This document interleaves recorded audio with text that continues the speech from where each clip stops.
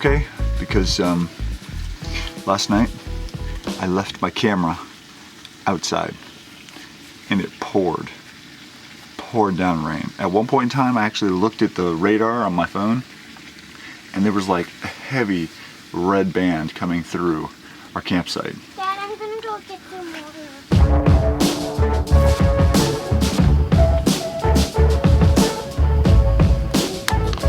So much for quiet hours at 11 a.m. So much for... They're going to like 1 a.m. Then they finally like stopped. So much for quiet time at about 11 p.m. You just said that. I know, but I'm saying it again.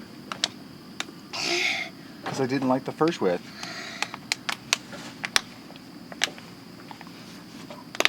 Sometimes you say things a couple of different times because you want it to be done better.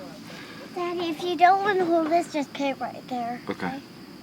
I could be wrong, but I'm pretty sure I saw somewhere where they said quiet time starts at 11 p.m. It did say that. Well, there were people driving around in these crazy loud UTVs until 2 or 3 a.m. And except we went on a puppy trail. Our dad couldn't get up there. Did you tell them that a random person came to our camp and said, yeah, we're just hanging out at our campsite. Some guy just like pulls right up into our camp and it's like, hey, how's it going? And we're like, great. What you need? and then he's like, I just thought it'd be like a neighborhood thing to do to come over here and say, what's up, guys? He was trying to be nice, and I get that, but I think he'd been, you know, doing a little bit of the sauce, and I think he might have had a false sense of community. I don't know.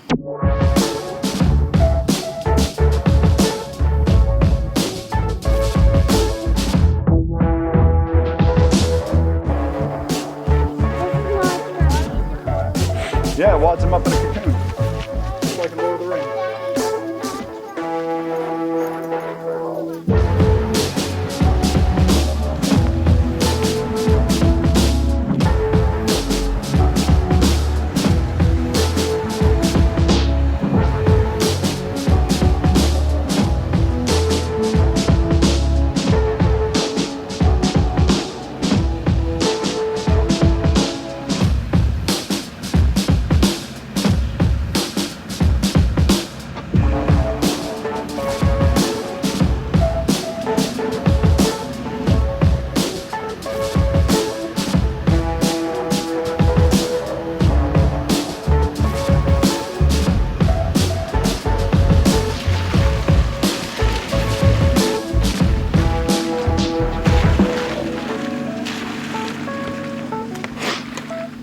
That was some fun little cross axle action right there.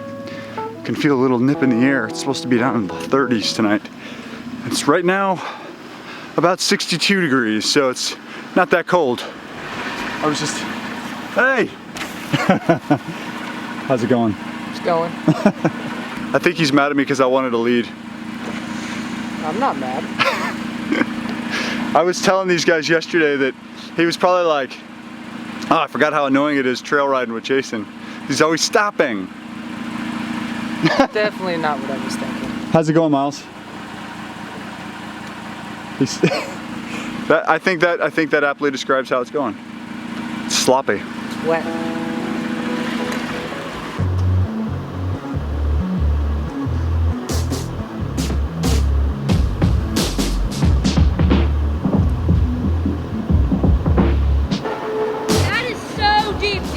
So it went up to here and it was still pushing. It was still squishy and pushing down.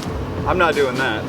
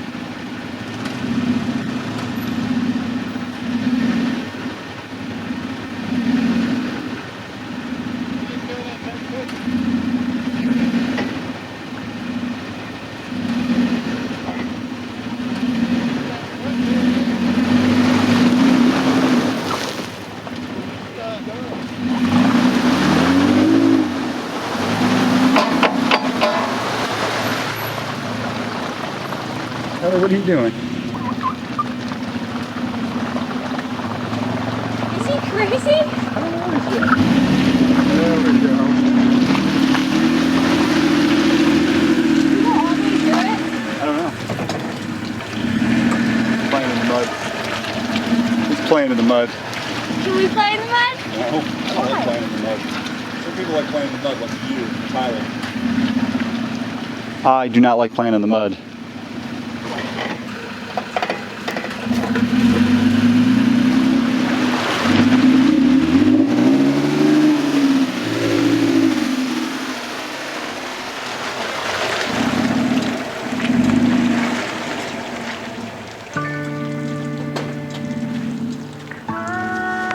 Go back to the door. You gonna try it? Here, go get me my radio.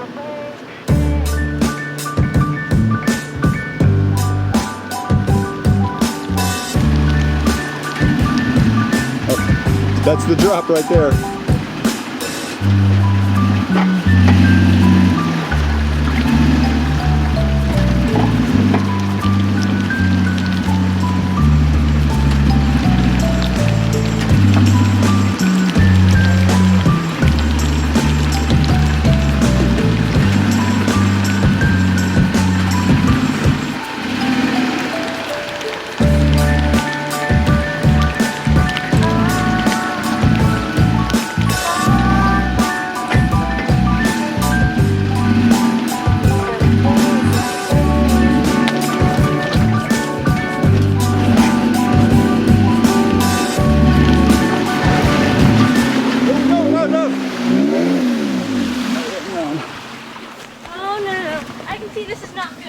Hang on.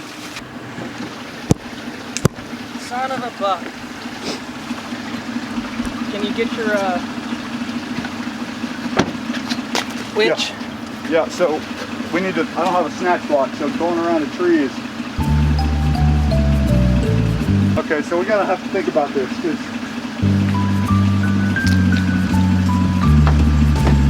Miles, come here. get water in on the other side. Yeah. Come in. Come on, hurry.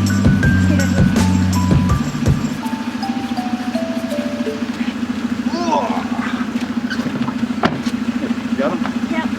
Okay. This tire's not even on the ground. I know. Okay, so we need to apply the pressure.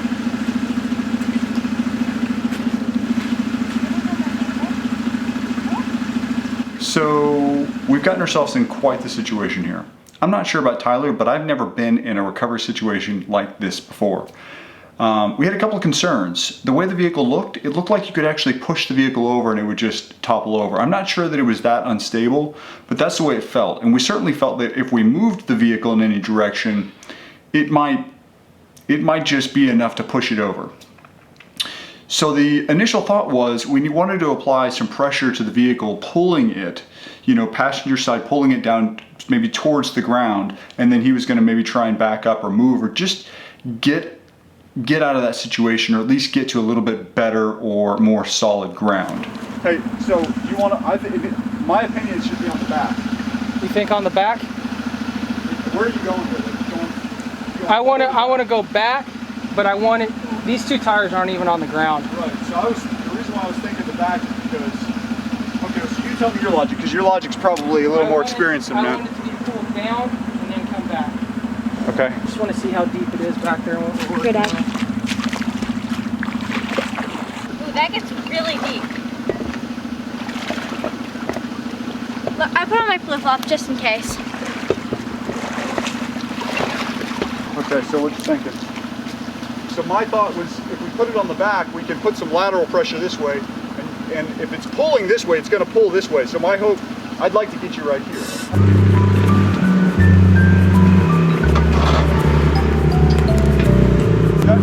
Think that's lined up? Pop your head.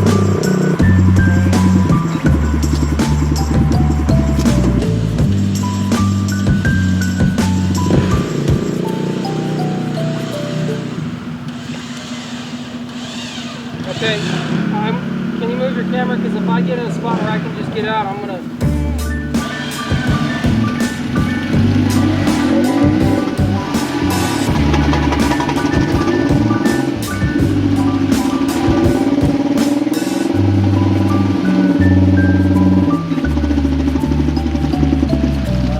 We're not moving at all.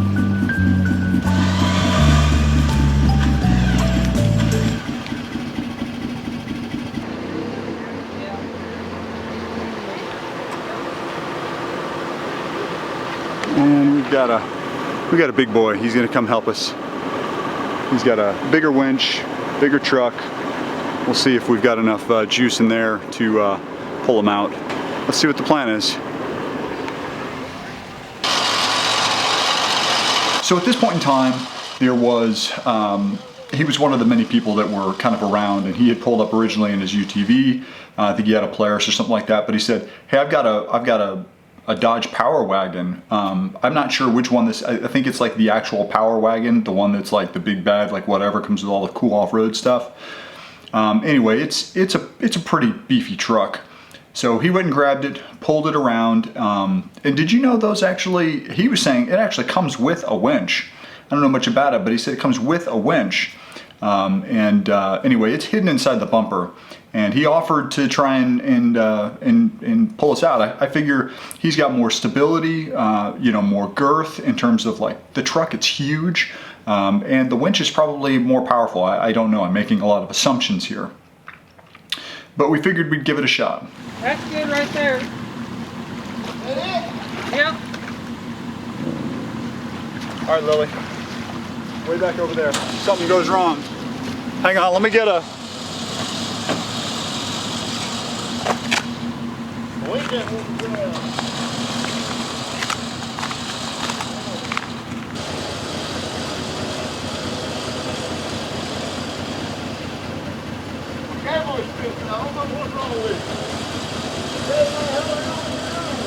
We didn't know who this guy was. He was just a stranger. He was a nice guy, a good Samaritan, if you will. He was just trying to help. But something was wrong with this winch. We weren't sure what it was, but it wasn't working. It wasn't pulling it wasn't pulling the vehicle. There was no tension whatsoever in the line. Okay, so his winch line, you know, where the winch line connects to the drum, it's completely severed, and so obviously won't catch. So I'm gonna try and get lined up exactly where he is and try and pull Tyler, see if we can get some more leverage that way. Yep, give me 1 second. All right, so we let out a lot more line this time, and the hope is that it will give us some more power here.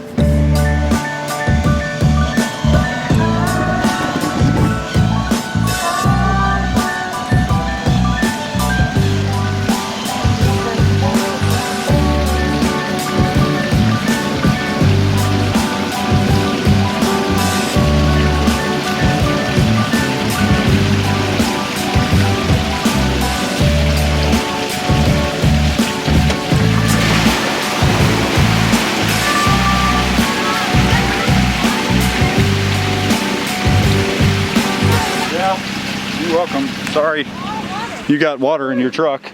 Look, it keeps on pouring out. Oh man, this is not good. I think it'll be fine. I think it'll be fine now. Well, it's really loud in there.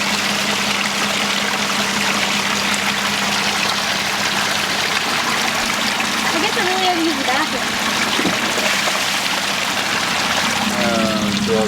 Go that way.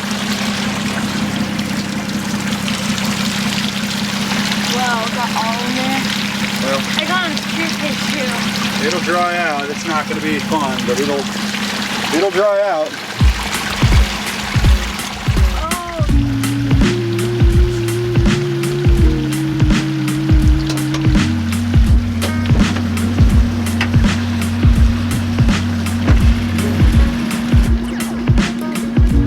I like your bumper you got on here. All right. You got to hang your winch up under that. He's out. We're gonna let it sit for about a half hour. Just kind of hang out, let things kind of cool off and reset. He says he's got a bunch of check engine lights and stuff going on, but really I think that's going to be electrical stuff. Everything was underwater. The battery, everything was underwater. You can actually see here where the water was, right here. And so the battery had to have been underwater, but this doesn't look like it was wet. So this was not wet at all. So, you know, it was like maybe not even the whole battery. So the terminals don't actually look wet to me. So maybe this was underwater, but this wasn't. So I think everything was really, really close there. We know that the headlight was underwater a little bit. Water's draining out here. You can see where the level was. I would have got you out. And it was flickering a minute ago. I think we just let it kind of dry and sit for a little bit. I think it's going to be fine. I think you had all those lights going on because all your sensors. Dad. Hip hip hooray! Your cover is way better than the one I did for you. What's that? Your cover is way better than the one I did for you. Oh yeah, what? You mind if Miles right in your back again? Absolutely not. Dad, do you think that they put in that backpack?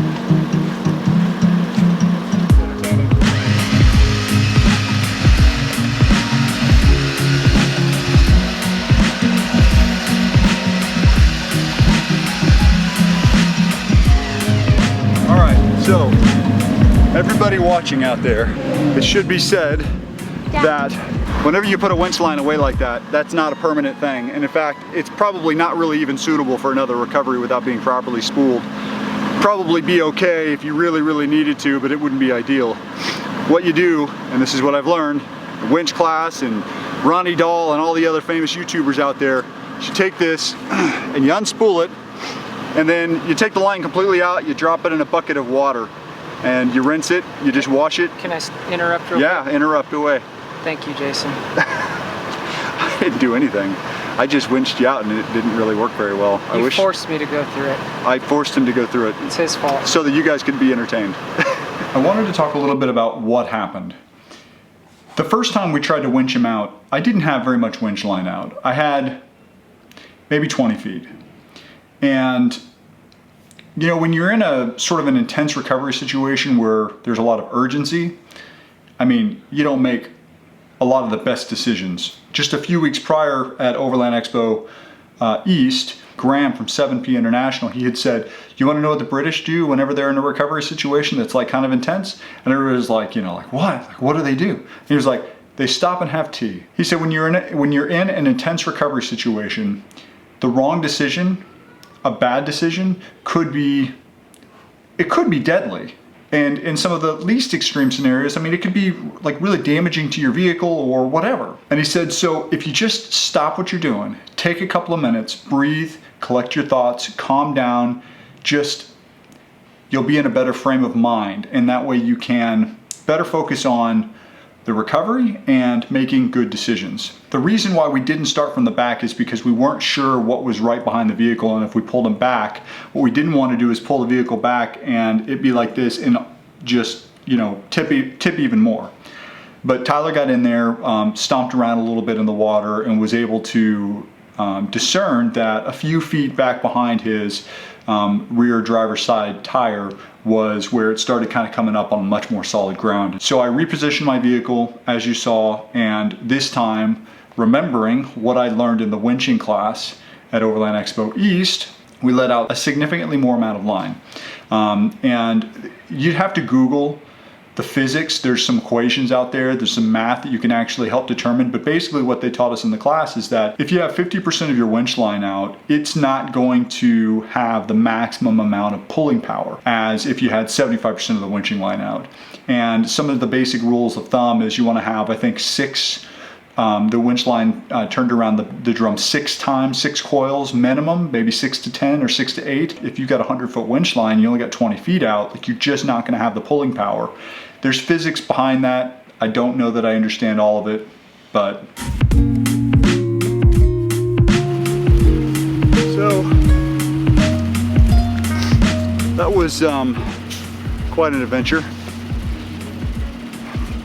Tyler's pulling codes and it's showing that cylinder 3,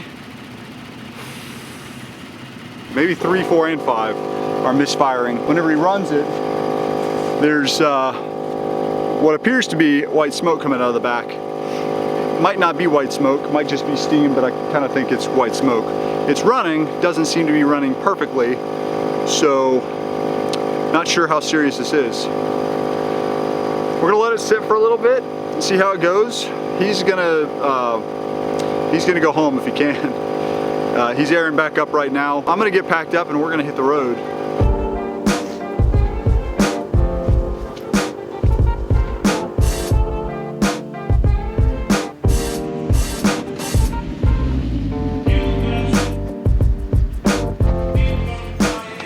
I don't like putting it away wet, but I've done it a few times before and it's been totally fine. In a perfect world, if you put it away wet, I like to unfold it when I get home, kind of just let it air out and dry out. I'm gonna drive to the front gate and wait there and make my decision if I'm gonna drive it home or not. All right, I'm gonna go with you, so if you drive it home, you'll have me behind you if something goes wrong. But we can just take it as slow as you want to, you know? Yeah. Well, I'm gonna drive the front gate and just let it sit and idle.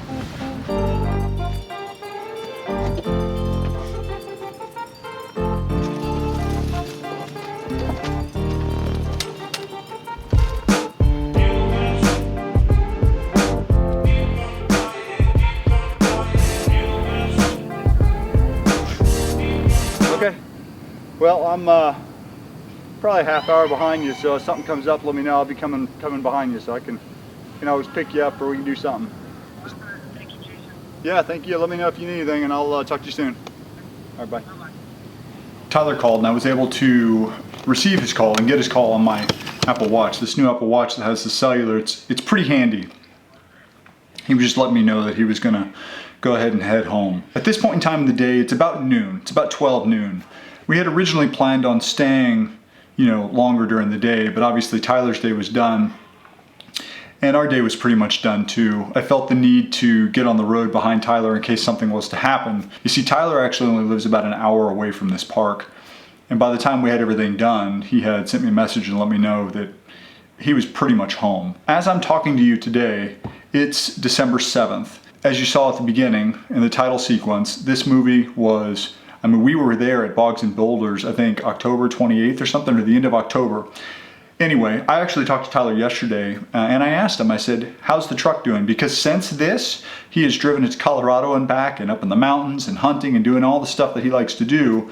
And his comment to me was literally, everything's running like a champ, haven't had any issues. Turns out some of the things that were happening when you saw the white smoke, it's a fairly typical issue with the Tacomas. When the Tacoma motor is at an incline one way or another, or frontwards or backwards, I guess all of the oil, and if you know what this is or if you can explain this better, you know, let me know in comments. But basically the oil drains from one place to another or whatever. Anyway, it causes the cylinders to misfire, which causes the smoke. It throws everything off. Tyler said after a few hours, everything kind of had settled out. The codes that were throwing, he cleared, they weren't coming back. He literally unbolted everything from inside of his truck and let it air out later on that day. And I think for the most part, his truck's returned to normal. I hope you enjoyed this story. This was a fun story to tell, but it wasn't a fun story to live. But you know, I think that's probably one of the best parts about exploration and adventure, is that sometimes they don't always go as planned, and oftentimes those are the best stories.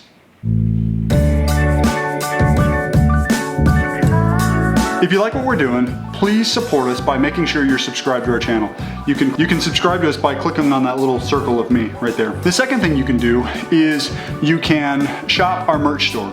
We have all kinds of fun swag like t-shirts and patches and stickers and hats and hoodies and all kinds of crap like that. Plus the patches and stickers, we actually fulfill them ourselves, and the kids write a little thank you note in there. So it's kind of fun. They're totally involved in that. I appreciate you watching. Thanks so much, and thank you. Bye.